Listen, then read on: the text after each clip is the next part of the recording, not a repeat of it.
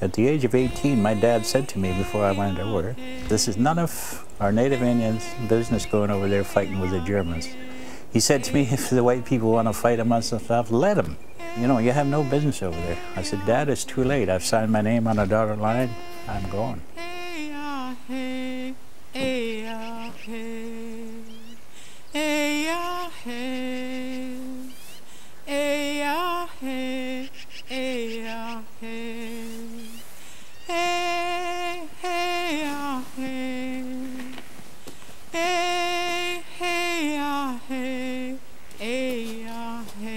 First thing I thought of, might as well join the army to protect my country and my family. My family first.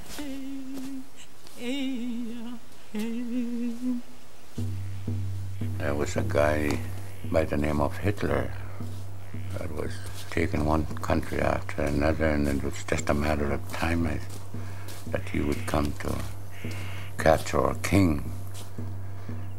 And they talked about that, and I wonder what will happen. They said, if he comes across over here and take Canada, you know what, if we lose our homes, our reserves. I was working, I was a sawyer in a sawmill in Flatbush. And all my friends and, you know, people I know were all joining the army, so I wasn't going to be left behind. People were desperate in a lot of areas, no jobs, and the trapping was poor. So they were out to go someplace where they can make a living, get 3 meals a day, and they were also very proud when they put on that uniform. It was my duty. I even thought maybe it was more my duty than anybody else. I had just as much right, more right to fight than anybody else because I was Indian. This is my country.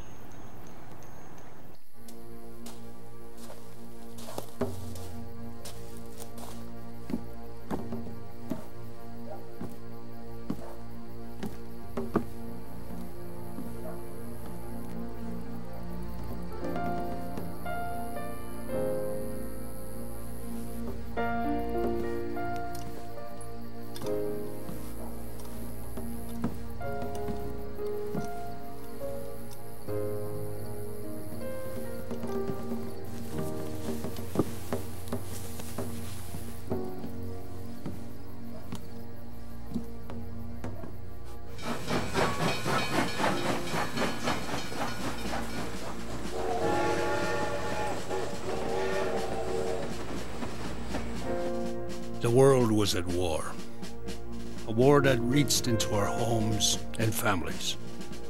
Our young men and women enlisted in the thousands. Some asked if it was our battle to fight. I felt guilty for a long time for having served in the armed forces when many of our others resisted. Until one of my elders revealed at a meeting not too long ago, said that the first time that our people complained about having to serve in the armed forces, the government told them, well, you have an agreement with the Queen, and the Queen, she needs help today, because if she's defeated, your agreements goes down with it. So they went. As sovereign states, Aboriginal nations declared themselves allies to the British Crown, from the Plains of Abraham to the War of 1812. Aboriginal people don't go to war for imperialist notions. They're not out there to go out and say, hey, we've only got this much territory, let's go out and gain more territory. See? They'll go out for, defense. See? It was not to gain more land.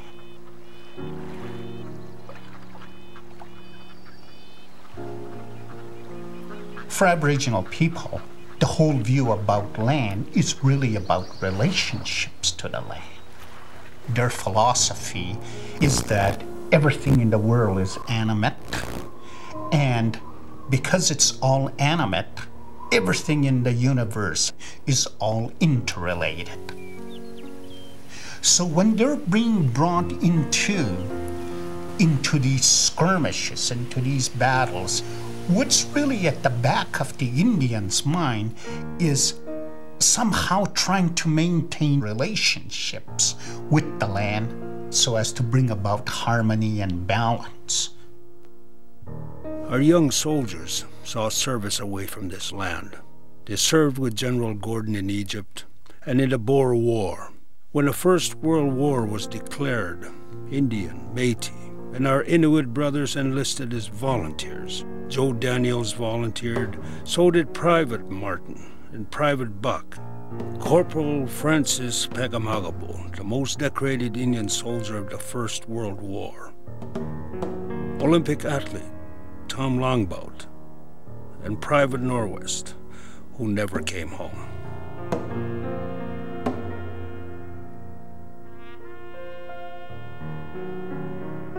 Most of the men and women served in the Army.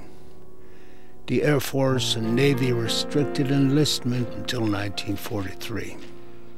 Some women joined the Canadian Women's Army Auxiliary. Mary Grey Eyes was the first Indian woman to enlist. So I went in, you know, and this officer's sitting there, you know, and she's asking me questions, where I'm from, and I had my little wee certificate from school, you know. I only went to grade 8. So she looks down at the little paper, you know, that I was writing on, you know, and she asked me all sorts of questions, and I answered them, and she ended up saying, you know, lots of girls come here, he says, and they tell me they finished grade 12 and grade 13, and she says to me, and you know what? She says, you have more education than they have. So I was accepted.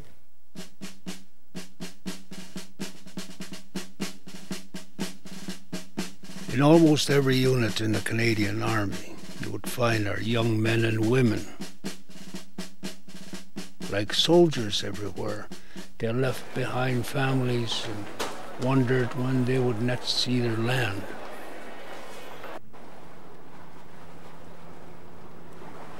But one thing I'll never forget is that when I got on that boat in Halifax to go to overseas, that day stands out in my mind just like it was yesterday.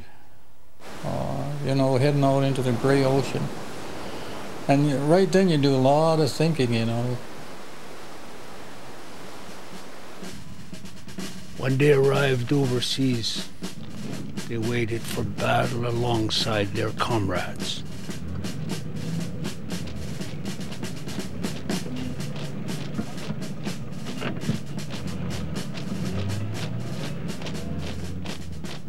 Prior to that, I never left the confines of the reserve. You know, just stayed on the reserve, didn't know what the other half lived like.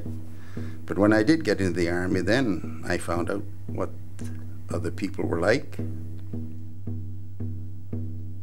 I had black buddies, I had Jewish buddies, Scottish boys, English. We treated each other all the same, didn't matter. They trained as medics and commandos. They worked as truck drivers and engineers, and they took in a little R&R. They would fight in every theater of war from Hong Kong to Dieppe, and they were there in Normandy. We landed in Calais, I think they call it. And he just kept going. It kept going as far as he could. And then he said, you brace yourself, they tell you that. And then, come on, you guys, get out. So you jump out in the water, and it's cool water, you know. And we got on top there was railroad tracks there, I remember that. And we come to a town there, and they had smashed that town. And this bulldozer has been clearing the road. Big bulldozers, American bulldozers, clearing the road, you know, and you can see the bodies still laying there.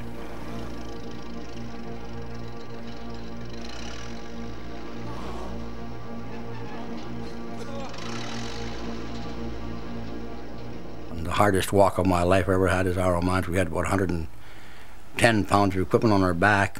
There'd been a storm the night before, and the sea was swelling. They had 4,000 feet to walk on this little narrow path, only about 2 foot wide. The rest was for the trucks to go back.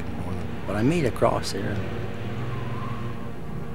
And then all of a sudden I heard a noise in the back like a rapid artillery fire. And I dug a very narrow, shallow slit trench, just enough to lay down and flatten. And all of a sudden a bunch of guys run by my slit trench. They were screaming, so I ran behind them. And they were running for an advanced dressing station. They weren't bombing that area. And just then the bomb went off and they all dived into the slit trench, and I dived with them. So then I went back to my slit trench and found out if I had stayed there, I'd have been dead.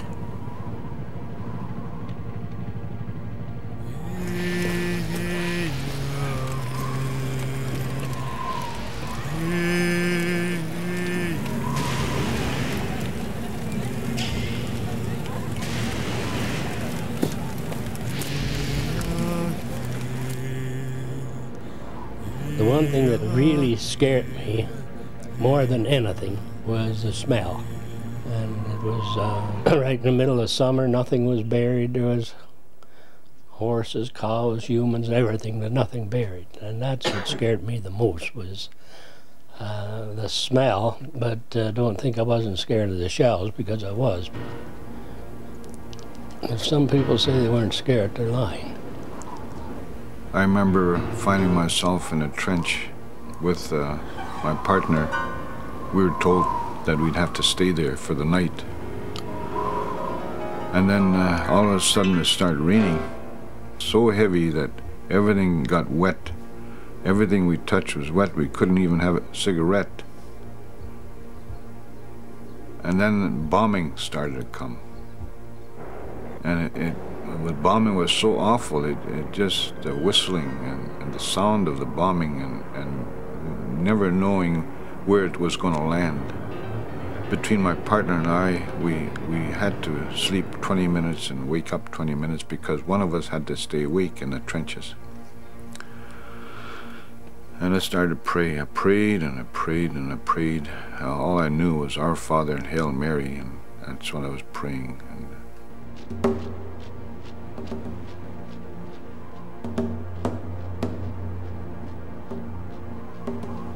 Went back to camp and I'm looking for my buddy. And the guy said he died. He said, he got killed. Oh, it took me quite a while to sink in. And that's it, my little buddy, no more. But I had lots of other, but time went on, you know. But this was a special little fella, you know, a special guy. And to me, it seemed like all the guys got killed were all the good guys. All the innocent type of guys got killed.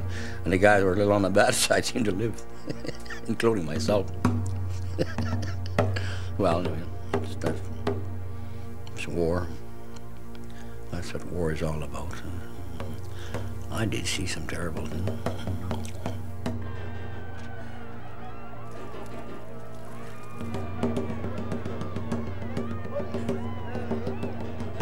At first, like when I went into the war, I thought I was dreaming. It couldn't be real. People couldn't do this. And when you realize that you're playing for keeps, then you think of your parents. I used to think of my parents. What if they get a telegram that I was killed, you know?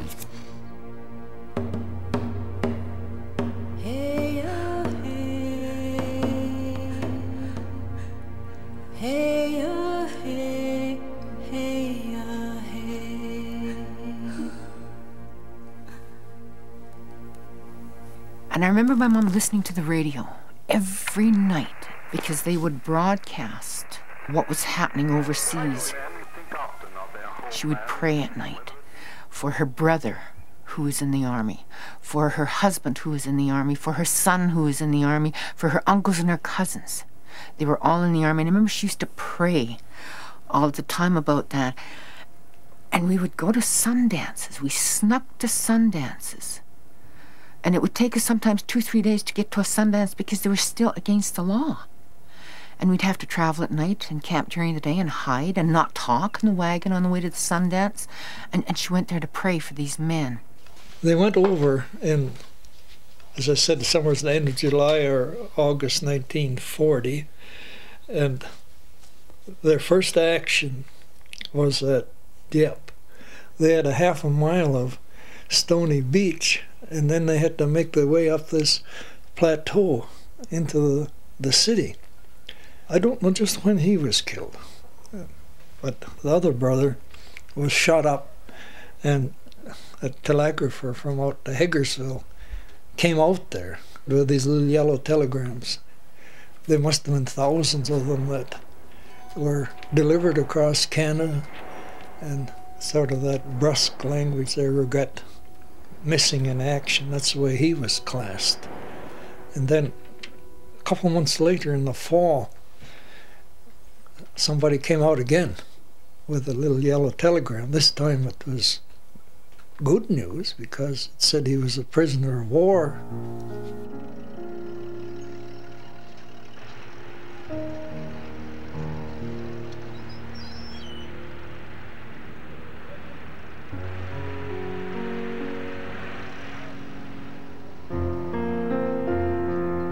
The war neared its end. Some of our men died. Some became heroes. A few never saw battle, but all wanted to come home to their land. You move so much and you move on command that nothing impresses you. Even coming home, didn't get too shook up about that until we got to Halifax, and then it was something else.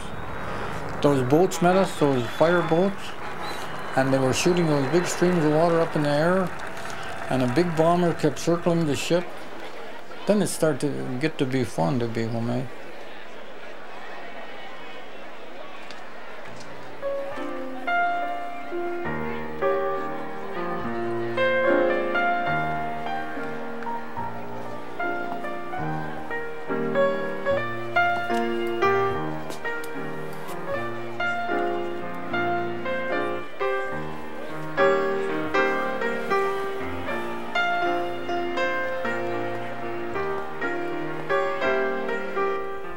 Back home to my reserve.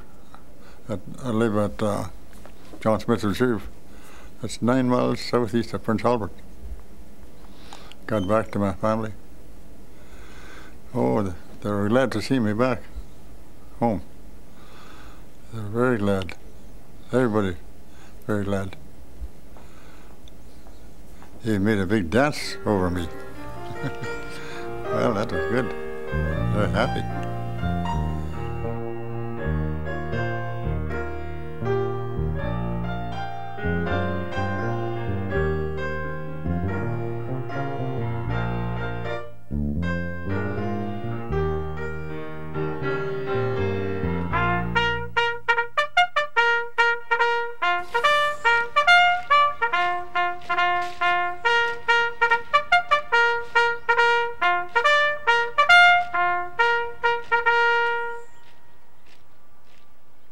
Sergeant Tommy Prince was a hero, the most decorated Canadian Indian soldier in the Second World War. He received 11 medals, including a Silver Star from the United States Army. He served in the elite 1st Special Service Force and would later see duty in the Korean War. Sergeant Tommy Prince was from the Broken Head Ojibwe First Nation in Manitoba. Many of our young men and women received honors. Men like Corporal Martin from Six Nations and Private George Monroe, who both received the Military Medal for Bravery. There's my chance to save my buddies from getting killed. That's the reason why I done what I done. I went around the gully and just like hunting moose. That's what I hunted for them. Because I used to do quite a bit of hunting when I was young. I done the same thing.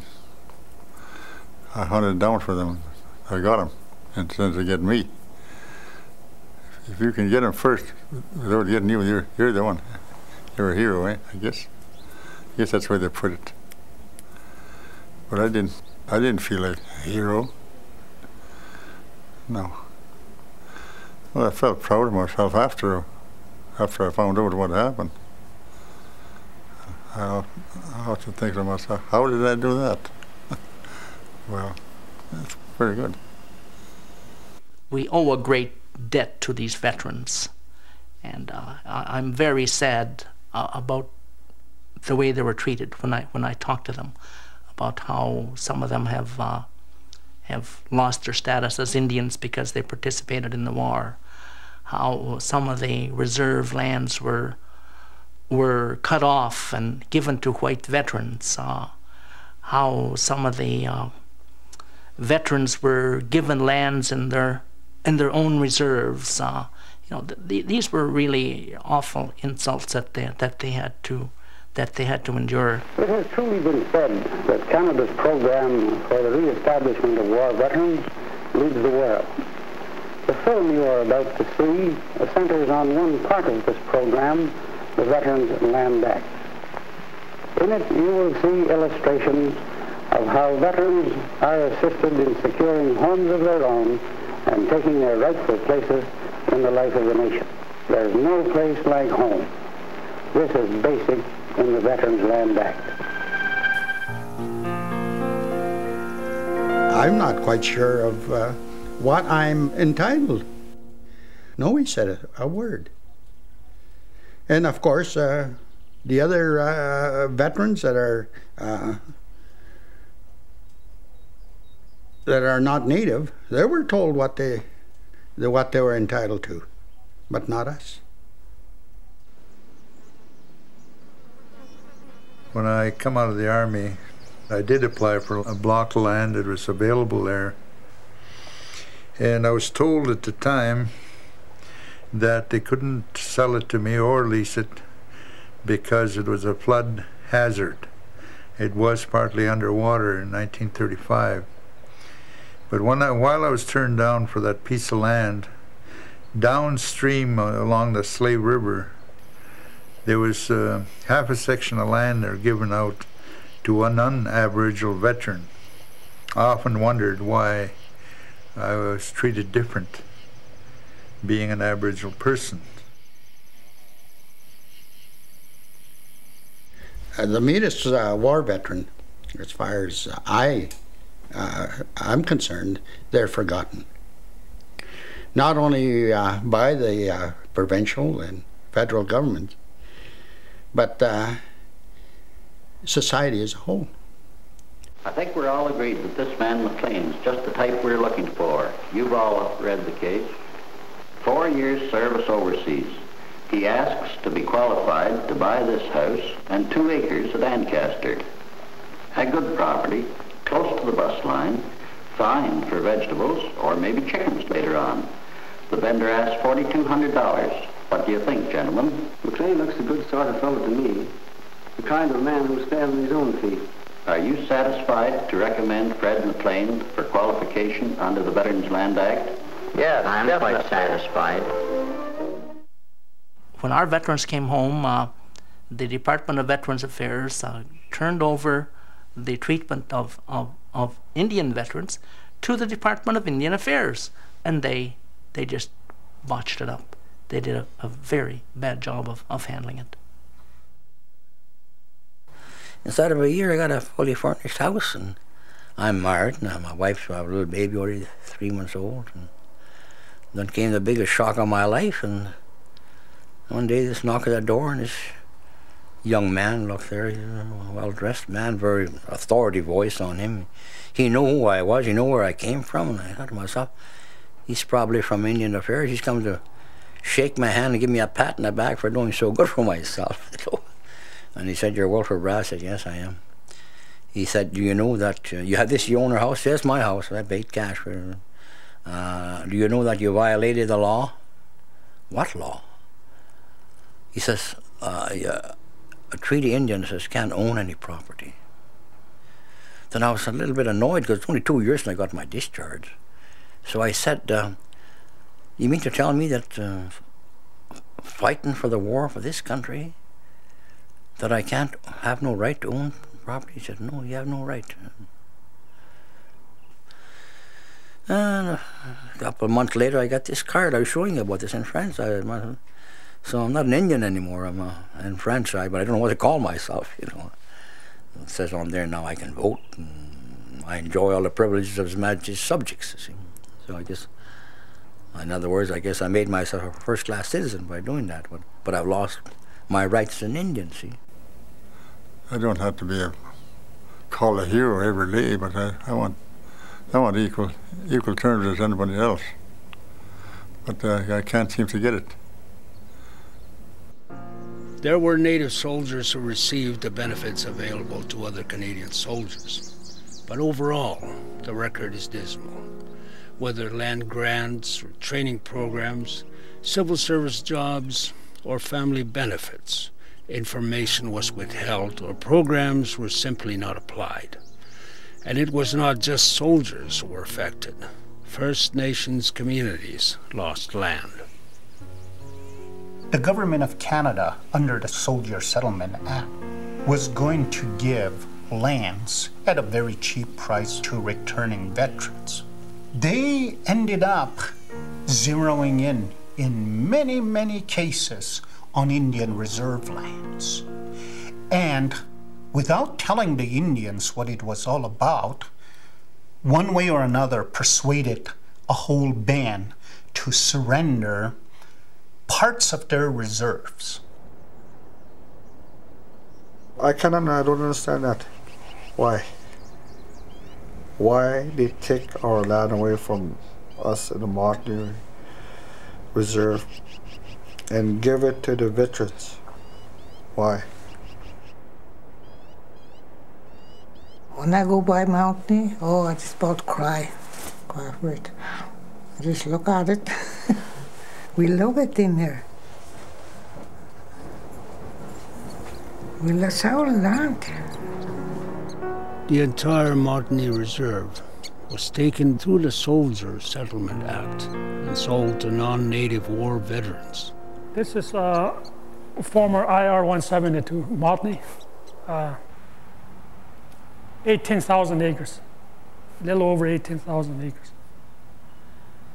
We lived there for the last 500-600 years, maybe more, up to 1945. There's an oil pool just over here at the west end boundary, and there's about 60 wells there today. 42 farmers in BC own the mineral rights. $500 million came out of there, just the royalty for oil.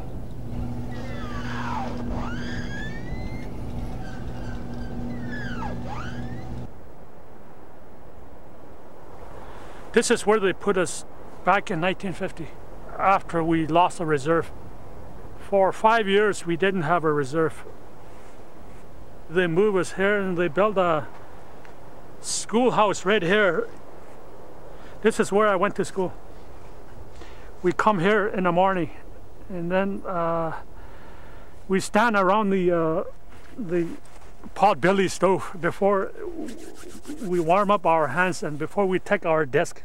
That desk was really cold. And I remember a teacher rubbed his hand together before we sang the "O Canada" in the morning to start school. If I kept your house, I guess I'm a trustee to that place, to you. You go for a holiday. And in the meanwhile, I sold your place. You come back, I got no place to go. After years of court battles, the Blueberry and Doig First Nations in northern British Columbia finally won their case for compensation. In Ippewash, Ontario, the Stony Point First Nations lost their lands through the War Measures Act. Their land became a military base that was to be returned after the war. We had to ask for permission to go back to the graveyards, because my mother's buried there, and I got a few of my sisters and a brother. There was trenches dug in our graveyard. Trenches, and some of the bottom stones were shot up, you know, with rifle shots.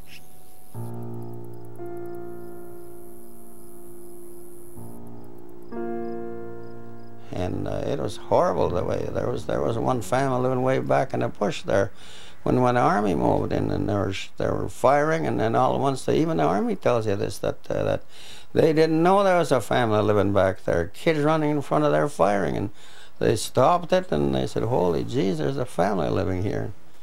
Clifford George served in the Canadian Army in the Second World War.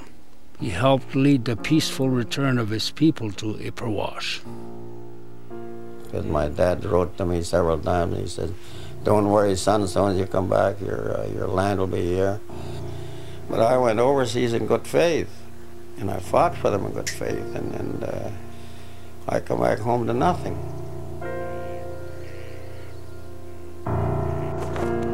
During a demonstration at Stony Point, Dudley George was killed by the Ontario police.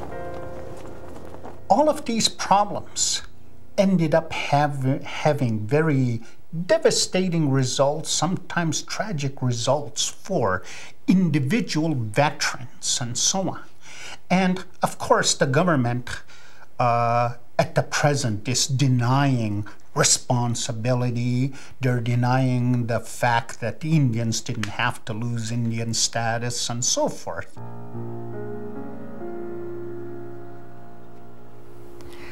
The irony of Aboriginal soldiers fighting a war against the oppression of fascism, giving their lives for that, and coming home to face oppressive fascism.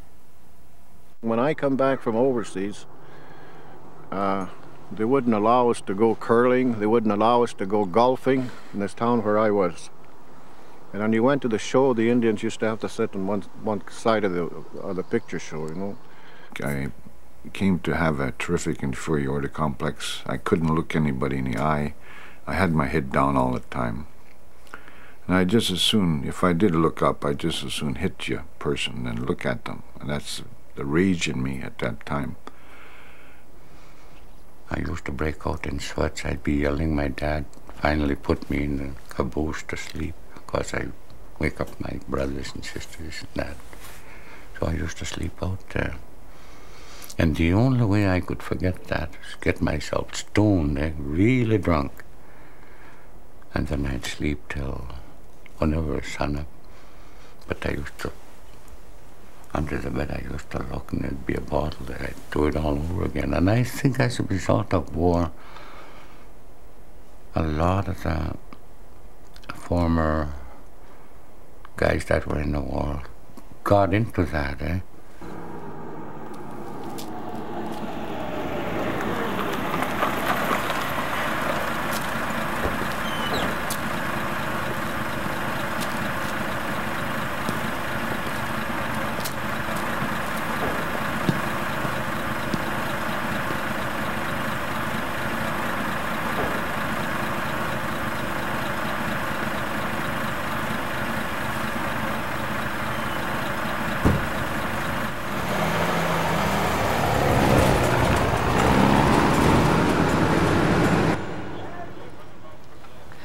Found him down on Skid Row in a ratty old hotel room.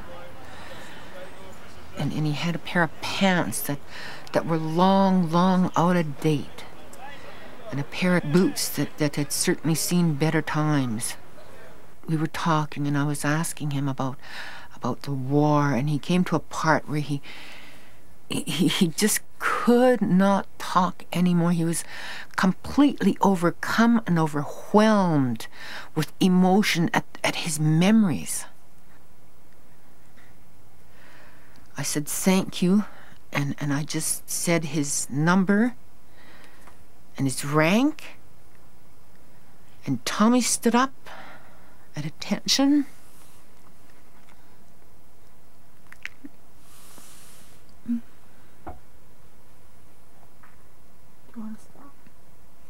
No, it's okay. And he clicked his heels together, and he saluted as though I was an officer, and he just turned around and walked out. And when you talked to him and when you listened to him, you had no choice but to respect him. That was an Aboriginal Indian soldier who fought for his land. Not the Queen's land, not the government's land, his land. That's what he fought for. My men made it for me. And I'm proud. I'm proud to say it myself now that, you know something, my friend? I left a lot of men over there. The best cream of the crop, I said. And I'll say this now. They're responsible for Tommy Prince's life. They're good. 100%.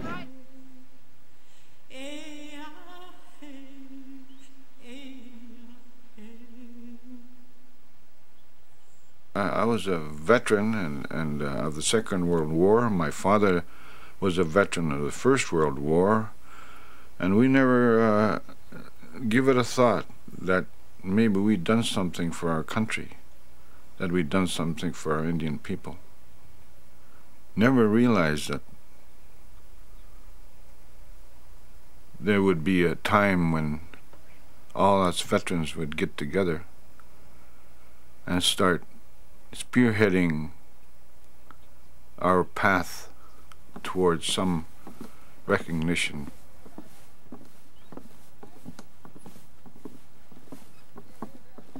We were elders, and we had some part of trying to do something for our people. Almost every one of us were sober at least 20 years. And each one of us had something to do in the courts, worked in the prisons, worked in the streets. And we all realized that we had to do something, that we had to be recognized first for ourselves, and we had to heal so we could go on and get stronger. Well, Harry, let's go in and look at the old barracks there. See how they look, see if the... It'll be the same as 45 years ago, you know? Yeah, Jim? 50 years ago. Yeah. I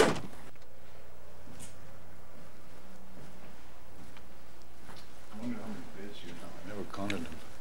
There must be a whole company in here, I think. Mattresses.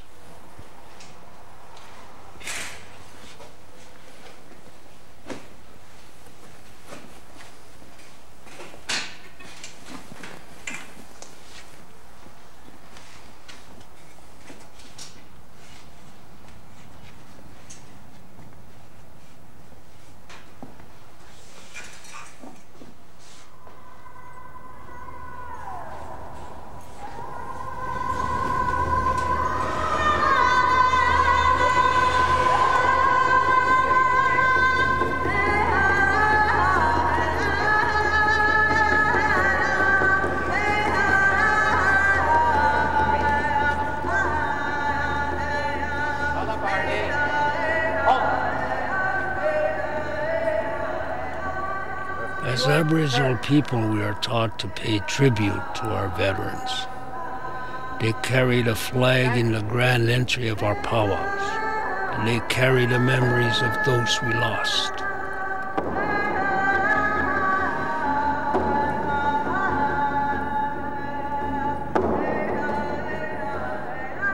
In Vancouver, at Douglas College, a group of Native students offers eagle feathers to our soldiers, to our warriors. We pray they will have quiet hearts and maybe someday the recognition of Canada.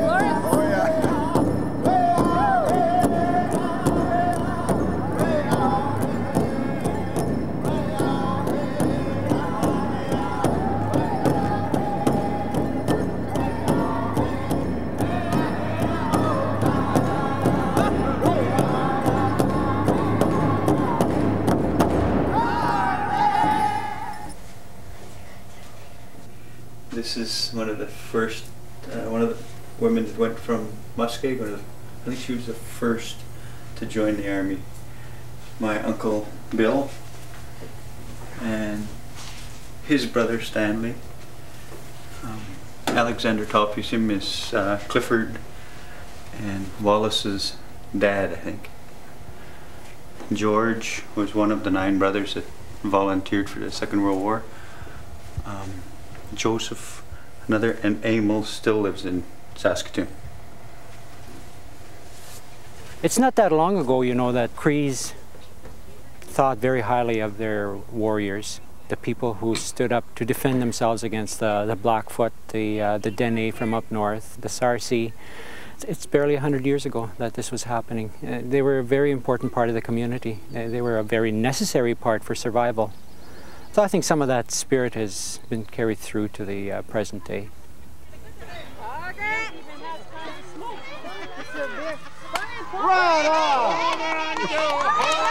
I grew up on the reserve here, and Dad's army experience has always been, well, it's just a part of him. And we've always kind of accepted it, and when we were growing up, like it was just accepted that we had a lot of veterans. But as we got older and on our own, we began to realize that hey, we got something pretty special here.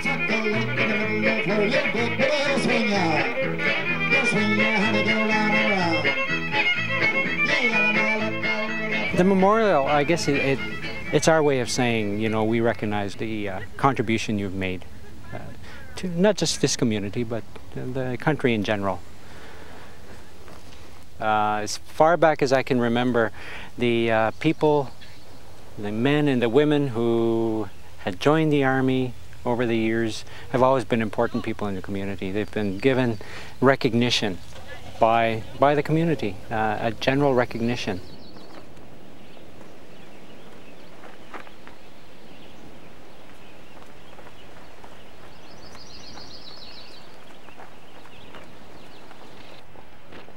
But Canada forgot its native soldiers.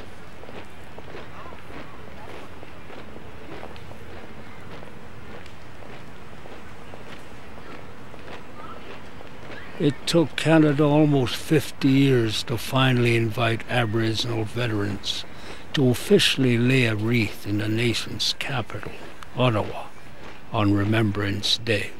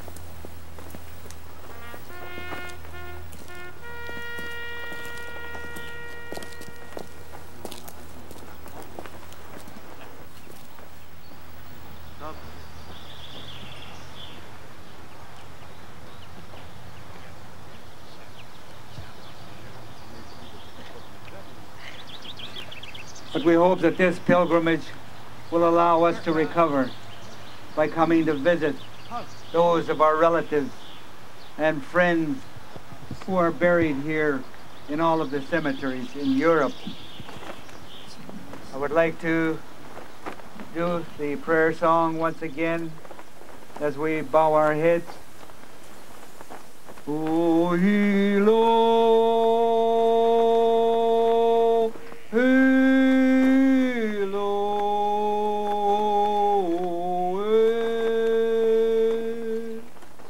O Hilo, Hilo,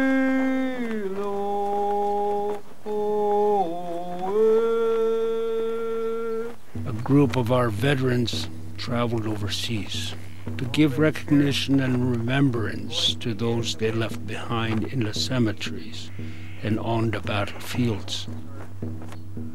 We ask in memory of our fallen comrades, Almighty Father, who has set within thine own authority the times and reasons which are unknown to us, receive our prayer for thy servants departed. Return their souls in thy keeping. Pardon all that has been amiss, and draw them nearer to thyself, for the merits of Señor Jesus Christ our Savior. Amen. O thou who art heroic, love, kindle, we pray thee, in our hearts. We ended up in Normandy Beach, and that we formed a miracle of a sacred circle right on Normandy beaches where the Canadians attacked in 1944. And one of our comrades, Al Thomas, left the sacred circle. We called him, and he says, "I can't stand it," he says. And he was bawling, and he was telling us about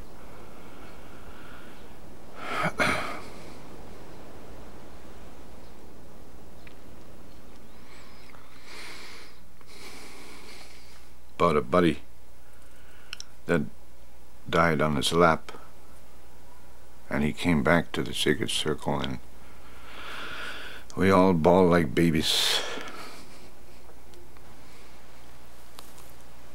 While we were hugging each other, we were crying, and after all that was over, we never thought much of it, except later on we started to feel that we start healing, because we all opened our hearts and got emotional, and it helped us open our hearts so we could maybe talk about some of the things that we held back in our hearts and our minds all these years.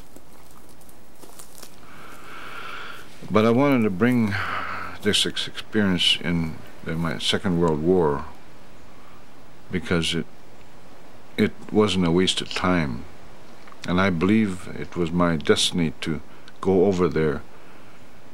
I believe I wouldn't be alive today if I hadn't went through that experience.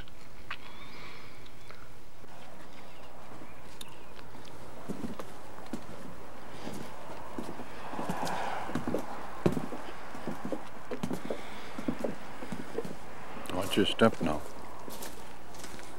Don't fall down, eh? Yeah, break our neck. Well, a little bit. How'd you like to be back in Antwerp? Yeah, that'd be nice. Yeah. We went over there. Yeah. And yeah, I liked it over there. You know, riding around in a bus there, singing a song.